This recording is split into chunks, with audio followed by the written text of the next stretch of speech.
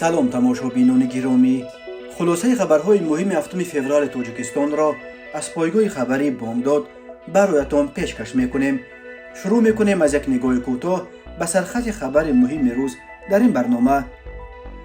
معاون اول شهردار اصفهان از یک کار افتاده $20,000 پوره طلب کرده است.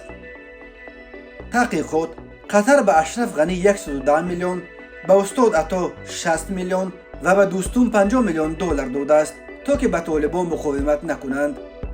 بازداشت یک تاجیک در سخودکه سرکردگان عالم جنایی در کنار مسکو. شماره قربانیان زمین لرزه ها در ترکیه و سوریه به 5000 رسید. نجات بخشان از تاجیکستان نیز به محله های آفت زده فرستاده می شوند. در یک سال در تاجیکستان 160 کس از جمله 80 نابالغ هنگام آببازی غرق شدند. و اکنون تفصیلات خبرها.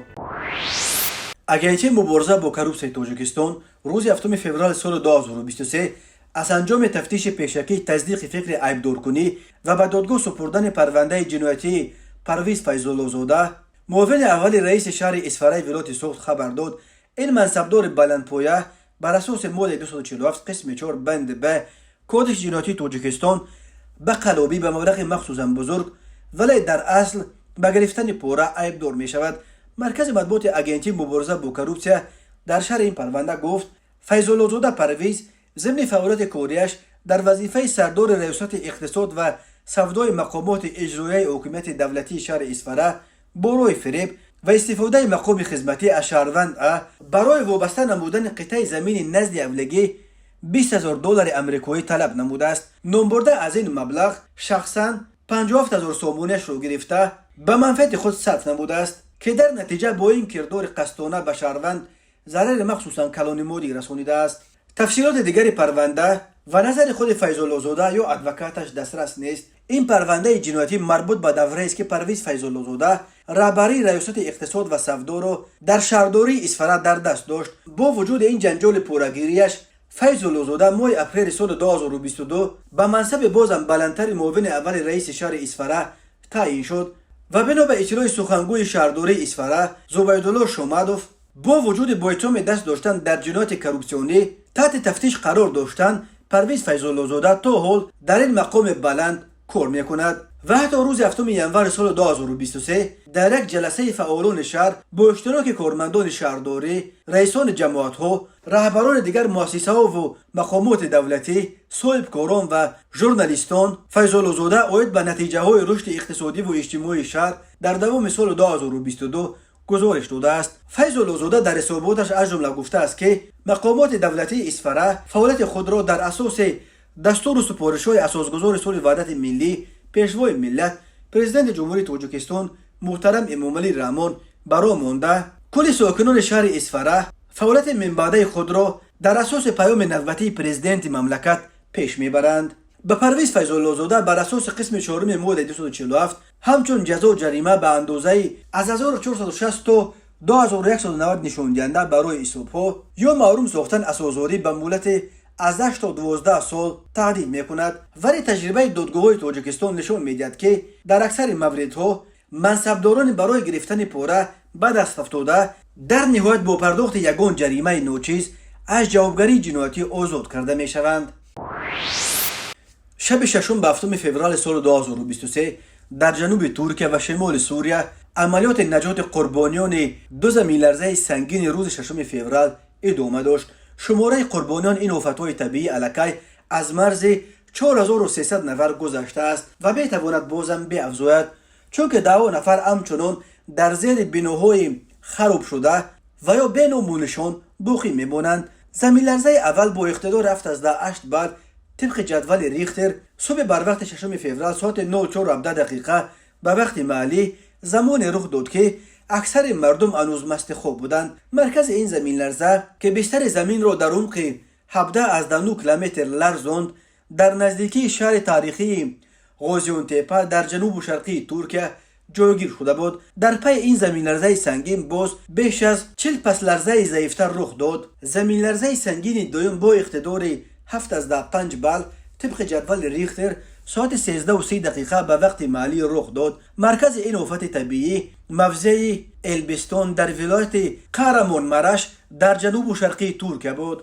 بنا به آخرین معلومات رسیده شماره قربانیان این آفت طبیعی 8310 نفر گذشته است. مقامات ترکیه از هلاکت بیش از 2900 نفر و جراحت برداشتن بیش از 15000 نفر دیگر خبر دادند. در سوریه بیش از 1400 نفر جان باختند. تمام شب گذشته در محلهای آفت زده عملیات نجات آدمانی که تا حال در زیر بناهای خراب شده در ماندند ادامه داشت. به گفته شاهدان آنها صدای آدمانی را که در زیر خرابه ها قرار دارند میشنوند. یک ساکن خطای به خبرگزاری ریترز گفت آنها فریاد و ناله میکنند و التجا دارند که ما را نجات دهید، ولی از دست ما کاری نمیآید. ما توان کمک به آنها را نداریم. ترکیه برای کمک به جامعه بین المللی مراجعت کرده است و کشورهای زیادی از امریکا تا کره جهت فرستادن کمک ها و نجات بخشان به محلهای آفت زده اظهار آمادگی کردند. وزارت حالتهای فوق‌العاده ازبکستان با نشر یک ویدیو از فرودگاه تاشکند خبر داد که الکی یک هواپیمای مخصوص را با یاریهای بشری و نجات بخشان به ترکیه فرستاده است. پرزیدنت تاجیکستان امامعلی رحمون نیز به وزارت خارجه و کمیته حالتهای فوق‌العاده کشورش امر داده است تا مسئله به محل آفت زده فرستادن نجات بخشان تاجیک را به صورت فوری حل و فصل کنند. امیده یوسفووا سخنگوی کمیته حالتهای فوق‌العاده در صحیفه‌اش در فیسبوک خبر داد که تاجیکستان نجات دهندگان خود را برای رسانیدن کمک به مردم ضرردیده ترکیه میفرستد. امامعلی رحمون همچنین با ارسال برقیه‌های تسلیت با متن تقریبا همسان به پرزیدنت‌های ترکیه و سوریه رجب طیب اردوغان و بشار اسد به آنها از نام مردم تاجیک اظهار همدردی کرد. شبکه ایتالیوی با انجام یک تحقیقات ژورنالیستی خبر داد که رئیس جمهور سابق افغانستان اشرف غنی در عوض مقاومت نکردن به جنبش طالبان از قطر بیش از 110 میلیون دلار رشوه گرفته است. بر اساس این تحقیقات قطر همچنین در عوض مقاومت نکردنشان به طالبان به عطا محمد نور والی سابق بلخ بیش از 60 میلیون دلار و به ژنرال ازبک عبدالرشید دوستون بیش از 50 میلیون دلار هدیه داده است. این رسانه در ایتالیا معتبر تاکید میکند که تحقیقات ژورنالیستانش را در این مسئله بر اساس منابع دقیق پس از صحبت‌های طولانی با شاهدان واقعی و بررسی سندهای معتبر انجام داده است. به عنوان دلیل تحقیقگران حجت را پیشنهاد کردند که در آن معاملات دولتی قطر با رئیس آن وقته بانک مرکزی افغانستان و همزمان نماینده خاص غنی در قطر اجمل احمدی صورت گرفته است. در این سند دیده می شود اجمل احمدی سحنه 8 ایول سال 2021 از مطلق مجید الکهدانی نماینده خاص دولت قطر به مقدار 110 میلیون و 478 هزار دلار پول گرفته و در زیر این سند امضای خود را گذاشته است. همزمان رای می نویسد که هنگام گرفتن مبلغ و ترتیب دادن سند الکهدانی در کابل در ارک ریاست جمهوری با خود غنی هم دیدار کرده است. این واخوری با غنی را اون وقت تو وزارت کارهای خارجی قطر اعلام کرده بود. در آن سندی که از دادن این گونه مبلغ کلان به غنی ترتیب داده شده است توضیحات داده نشده است که این مبلغ به غنی برای چه پرداخت کرده شده است. اما همگی پس از 5 هفته گرفتن این 110 میلیون دلار اشرف غنی از افغانستان فرار کرد و طالبان بدون هیچ ممانعت وارد کابل شده قصر رئیس جمهور را غصب نمودند. به گفته تحقیقگران هرچند غنی در صحنه 2 آگوست سال 2021 ضمن سخنرانی خود در پارلمان از مردم افغانستان خواسته بود تا در برابر طالبان استودگری و مقاومت کنند، ولی همزمان به ولسوالی‌هایی که با طالبان می جنگیدند فرمان عقب نشینی میداد. همین طور جمجان طالبان با کمترین مقاومت ولسوالی‌ها را غصب می نمودند. این بار اول نیست که رسانه‌ها و کارشناسان ساحه نظامی فرمان عقب نشینی از کابل را شبهناک و غیر منطقی می نامند. حتی فرمانده ارتش افغانستان که در منطقه‌های مختلف با جنگجویان طالبان در جنگ بودند و بعضی‌هاشان تا به حد پیشروی‌های نظررسی هم داشتند می گفتند که از مرکز به آنها دستور داده می شد که مقاومت نکرده عقب نشینی کنند. در بخش دیگری از این گزارش‌های تحقیقاتی دیده می شود که نه تنها اشرف غنی از قطر پوره گرفته است بلکه مارشال دوستون و عطا محمد نور نیز در عوض مبلغ‌های هم گفته خریده شدند. روزنامه‌نگاران سندی را نشر نمودند که در آن آمده است که دولت قطر از حسن همکاری شما با امارت اسلامی افغانستان و خارج شدن جلالت مآب مارشال عبدالرشید دوستم از جبهات جنگی مخصوصا ولایت‌های فاریاب و جوزجان استقبال نموده و طبق توافق ادای به ارزش 50 میلیون و 900 هزار دلار از جانب دولت قطر در نظر گرفته شده است. در پایان این حجت که در سحنه 25 ایول سال 2021 به تصویب رسیده است، امضای عنایت الله بابر فرهمند به عنوان معاون اول رهبر شورای مصالحه ملی دیده می شود. در نامه دیگری که تاریخ 16 ایول سال 2021 به امضا رسیده است، دولت قطر مبلغ 60 میلیون و 900 هزار دلار به رئیس حزب جمعیتی اسلامی افغانستان عطا محمد نور هدیه کرده است. در این نامه از همکاری آقای نور در عرصه پروژه صلح، تغییر نظام سیاسی افغانستان و همکاری در قسمت ایجاد دولت جدید در افغانستان استقبال شده است. امضای زیر این سند به نام فراد عظیمی،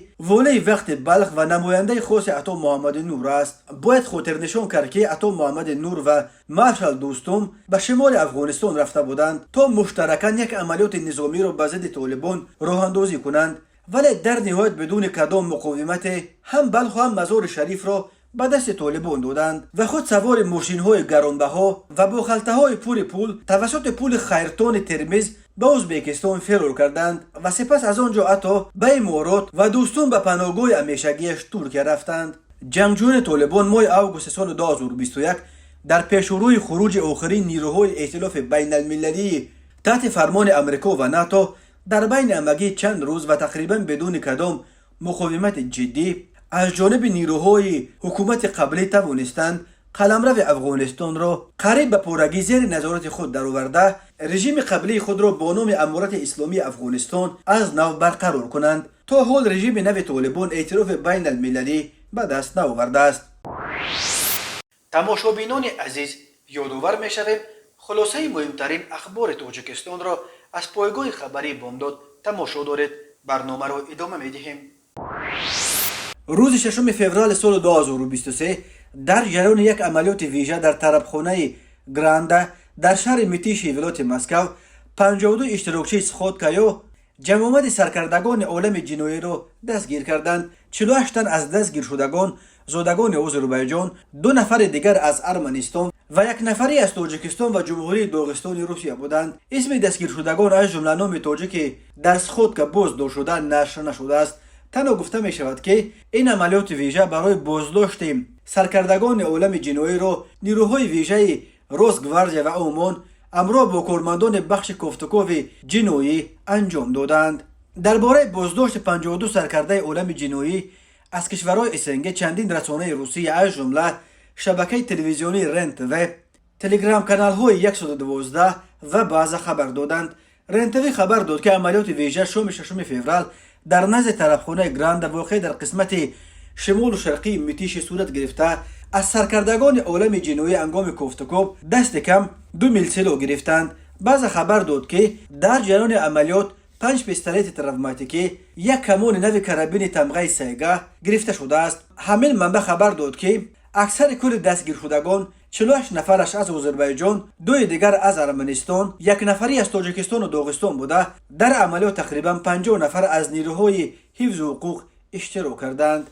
درباره تجمع نیروهای روسگواردیا، عمان و پلیس در میتیش اولین شده تلگرام کانال محلی میتیش لایف خبر داد. 1 شاهد به این کانال خبر داد که ساعت 16:20 در روی پل خیابان المپیسک 2 نفر کس را تعقیب میکردند و از پیستولت تیرخوری میکردند. بعض خبر داد که برخی اشتراکچیان سخودکا تلاش کردند که از طرفخانه گراند فرار کنند، ولی بنا به اطلاع این کانال آنها را دستگیر کردند. پلیس مسکو این عملیات را تا کنون رسما شرح نداده است. قبلا نیز درباره بازداشت نمایندگان عالم جنایی از تاجیکستان در سخودکاهای سرکردگان عالم جنایی در روسیه خبرها به دست می رسیدند، اما در عموم نمایندگان عالم جنایی تاجیکستان در ترکیب عالم جنایی روسیه و اسنگ هنوز چندان قوی و پرنفوذ نیستند و اساساً به غم دادن و بستن هموطنان مهاجر خود در روسیه نام برآوردند.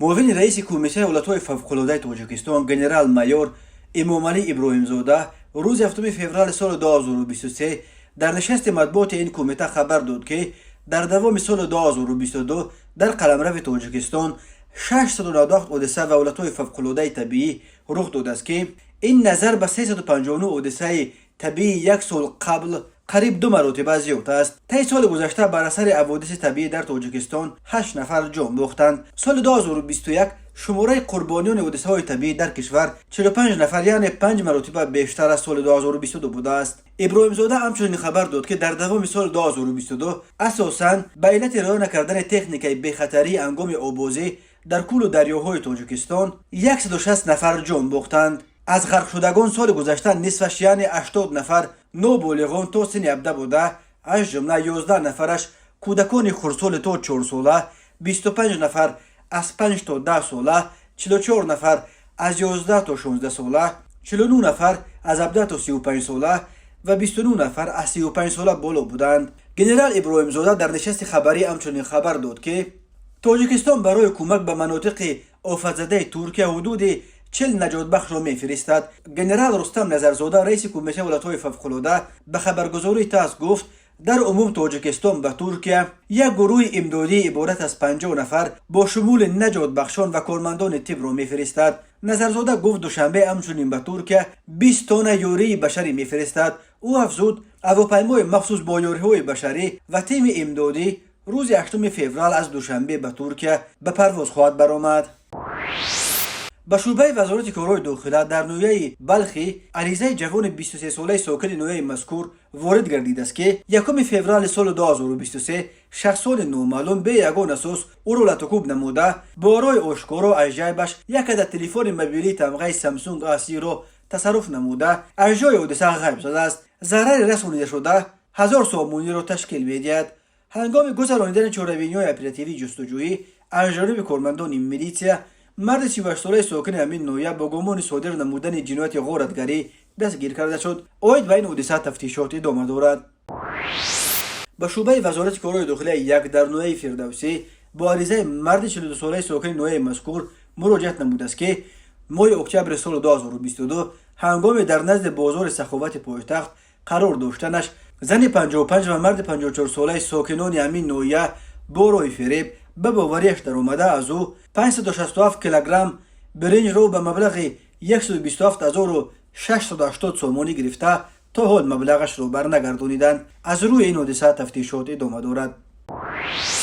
به شعبه وزارت کارهای داخله در نویه 5 با عریضه زن 26 ساله ساکن نویه مذکور مراجعت نموده است که 3 فوریه سال 2023 شخصان نامعلوم با رای پنهانی به خانه استقامتیش در آمده از آنجا 11000 سومانی را دزدیده از جای حادثه غیب زدند. در نتیجه گذرانیدن چاره‌بینی‌های اپراتیوی جستجویی از جانب کارمندان میلیشیا، جوان 23 ساله ساکن امین نویه با گمان صادر نمودن جنایت دزدی دستگیر کرده شد. این چنین به شعبه وزارت کارهای داخله در نویه 5 عریضه جوان 22 ساله ساکن نویه مذکور وارد گردیده است که شب 9 به 10 ینور سال 2023 شخصان نامعلوم با رای پنهانی از کارت بانکی اسپربانک که در تلفن موبیلش پیوست شده است 37600 روبل روسیه‌اش را دزدیدند. ضرر رسانیده شده 5100 سومانی را تشکیل می‌دهد. در نتیجه گذرانیدن چاره‌بینی‌های اپراتیوی جستجویی از جانب کارمندان میلیشیا، مرد 36 ساله ساکن همین نویه دستگیر کرده شد.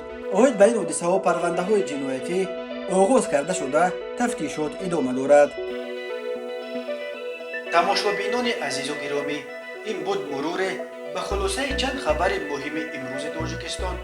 خبر و گزارش‌های بیشتر از تاجیکستان و درباره تاجیکستان و اطراف آن را در سامانه پایگاه خبری بامداد در این نشانه پیگیری نمایید: www.bomdad.com. خوش باشید.